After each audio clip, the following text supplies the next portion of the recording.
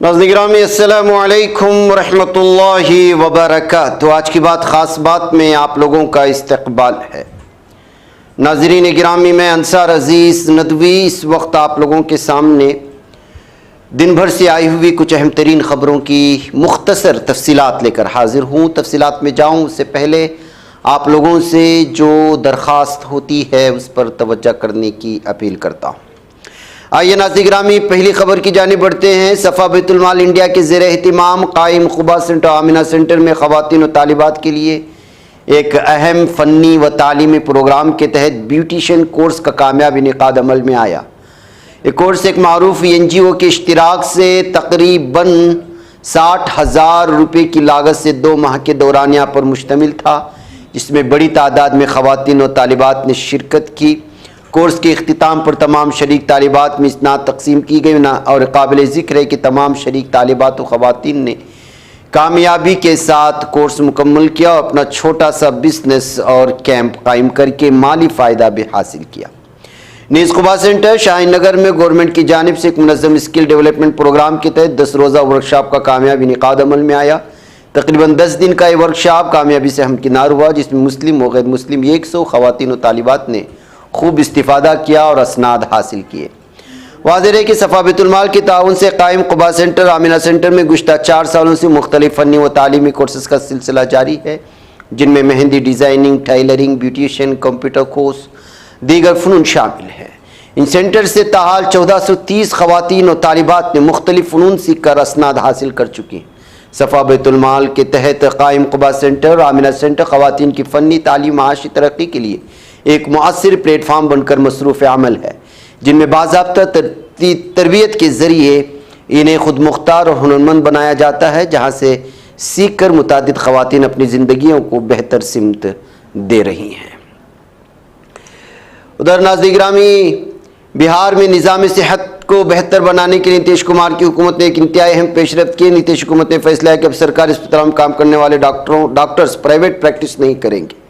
اس سلسلے میں محکمہ صحت کی طرف سے عزم ظاہر کر دیا گیا۔ حکومت کا کہنا ہے کہ اس سے سرکاری اسپتالوں میں مریضوں کو بہتر و مستقل علاج مل سکے گا۔ ادھر جامعہ ملیہ اسلامیہ نے نوجوانوں کو روزگار اور انٹرپرینرشپ کے لیے تیار کرنے کی سمت میں ایک بڑا قدم اٹھایا ہے۔ یونیورسٹی کے centre for innovation and entrepreneurship CIE نے کئی شعبوں میں مہارت پر مبنی شارٹ ٹرم کورسز شروع کرنے کا اعلان کیا ہے۔ ان کورسز کا مقصد طلباء ملازمت کی تلاش کرے نوجوان ورکنگ پروفیشنلز کو عملی تربیت دے کر انہیں خود کفیل بنانا ہے۔ سپریم کورٹ نے ایک پھر واضح کیا ہے کہ نہ تو ووٹ دینے کا اور نہ انتخاب لڑنے کا حق بنیادی حق ہے۔ عدالت عظمیٰ نے کہا کہ دونوں حقوق الگ الگ ہیں، مکمل طور سے قانون کے تحت چلتے ہیں، نہ کہ آئین کے تحت بنیادی حقوق کے طور پر۔ جسٹس BV ناگرتنا اور جسٹس مہادیون کی بینچ نے راجستھان کی ضلعی دودھ یونین کے انتخاب سے متعلق تنازع کی سماعت کے دوران تبصرہ فیصلہ جسٹس مہادیون نے لکھا ہے۔ مغربی بنگال اسمبلی انتخابات سے عین قبل انفورسمنٹ ڈائریکٹوریٹ نے ہفتہ 11 اپریل کو سابق وزیر تعلیم پارتھ چٹرجی کے گھر پر چھاپہ ماری کارروائی جنوبی کلکتہ کے نکتلا میں ان کے واقع ان کی رہائش پر کی گئی۔ ہفتے کی صبح بھاری سیکورٹی فورس کے ساتھ ED کی ٹیم پہنچے۔ مانا جا رہا ہے کہ اسکول ٹیچر بھرتی گھوٹالے کے معاملے انتخاب سے ان سے 2-4 پوچھ تاچھ کی جا سکتی ہے۔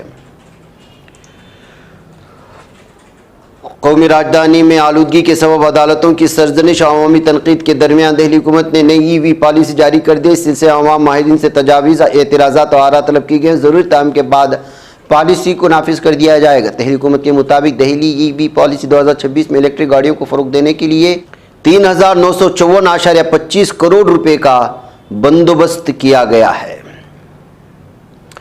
سائبر جرائم کے متعلق کانپور پولیس نے ایک حیران کن انکشاف کیا۔ پولیس کے مطابق سائبر ٹھگ اب بیکار ہو چکے پرانے موبائل فون کو اپنے جرائم کا ہتھیار بنائے۔ اسے میں اگر آپ کے گھر میں پرانے یا خراب موبائل پڑے ہیں تو انہیں فروخت کرنے یا کباڑی کو دینے سے قبل احتیاط برتنا انتہائی ضروری ہے۔ اتر پردیش کی راجدھانی لکھنؤ کے چودھری چرن سنگھ انٹرنیشنل ایئرپورٹ پر ایک بین الاقوامی پرواز کی ایمرجنسی لینڈنگ کی خبر آ رہی ہے۔ بتایا جا رہا ہے کہ دبئی سے کاٹمنڈو جانے والی پرواز کی لکھنؤ ایئرپورٹ پر آج صبح ایمرجنسی لینڈنگ کرائی گئی۔ ایئرپورٹ ذرائع کہنا کہ طیارے میں ایندھن کم ہونے کی وجہ سے لکھنؤ ایئرپورٹ پر یہ لینڈنگ ہوئی ہے۔ اتر پردیش میں ووٹر لسٹ کی مکمل نظرثانی کے بعد جمعہ کو حتمی ووٹر لسٹ جاری کر دی۔ حتمی فہرست میں 13,39,84,792 ووٹروں کی تعداد ہو گئی۔ اس حتمی فہرست کی اشاعت کے ساتھ ہی ریاست کی سیاست میں بھی گھمسان شروع ہو گیا۔ اس دوران عام آدمی پارٹی کے رہنما اور راجیہ سبھا کے رکن سنجے سنگھ نے سخت رد عمل ظاہر کیا۔ انہوں نے کہا کہ ڈرافٹ لسٹ بھی اتر پردیش کے ملازمین نے تیار کیا اور اسمبلی کے لیے جو فہرست بنی وہ بھی اتر پردیش کے ملازمین نے تیار کی۔ انہوں نے سوال اٹھا کہا کہ دونوں فہرستوں میں اتنا فرق کہاں سے آ گیا۔ سنجے سنگھ نے کہا کہ بلدیاتی گرام پنچایت ملا کر اگر 17 کروڑ ووٹ پنچایت کی فہرست میں ہے تو آج اسمبلی کی جو فہرست تیار ہوئی اس میں اتنے کم ووٹ کیسے ہو گئے؟ حکومت کو اس کا جواب دینا چاہیے۔ قومی راجدھانی میں LPG سلنڈر کی قلت نے شادیوں کے دسترخوان پر تو پہلی قینچی چلا دی۔ اب تو لوگ اس بحران سے نجات حاصل کرنے کے لیے میرج ہال کے بجائے مندر میں اور کورٹ میرج کے ذریعے سادگی سے شادیوں پر زور دے رہے ہیں۔ گیس کی قلت اور مہنگے سلنڈر کے خرچ سے بچنے کے لیے شادیاں ملتوی نہیں کی جا سکتی، اس لیے لوگ ایسے متبادل اختیار کر رہے ہیں۔ اتر پردیش کے متھرا ضلع واقع یمنا ندی میں ایک المناک حادثے میں عقیدت سیاحوں کو لے جانے والی کشتی الٹنے سے 10 افراد کی موت ہوئی، متعدد لاپتہ۔ اطلاع ایک سینئر افسر نے دی۔ انہوں نے کہا کہ ریسکیو آپریشن جاری ہے۔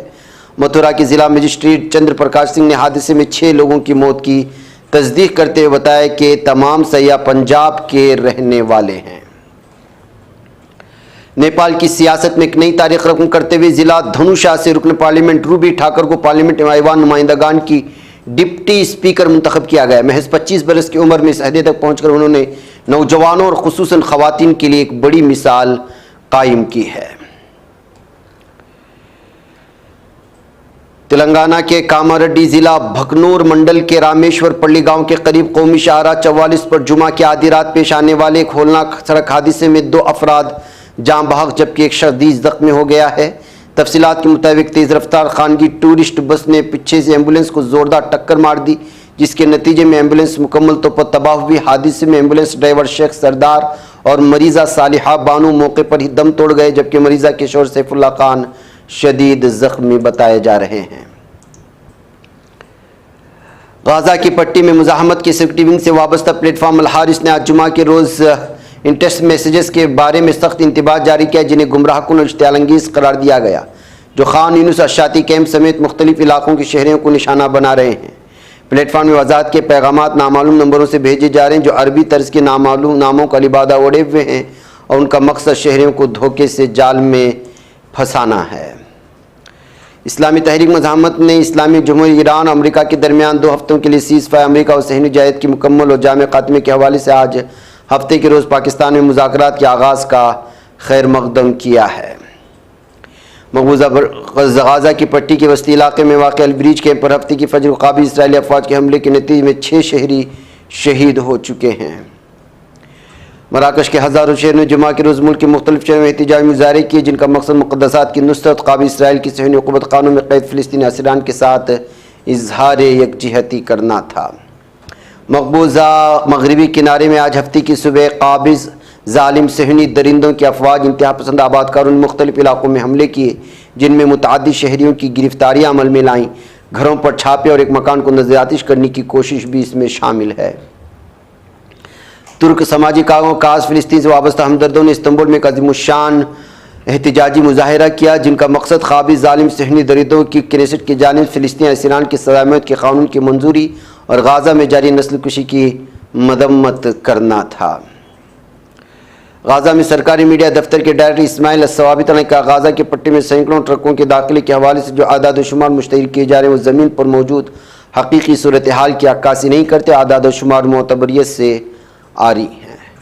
ناظرین گرامی، آج کی بات خاص بات میں اتنا، انشاءاللہ پھر ملاقات ہو۔ السلام علیکم ورحمۃ اللہ وبرکاتہ۔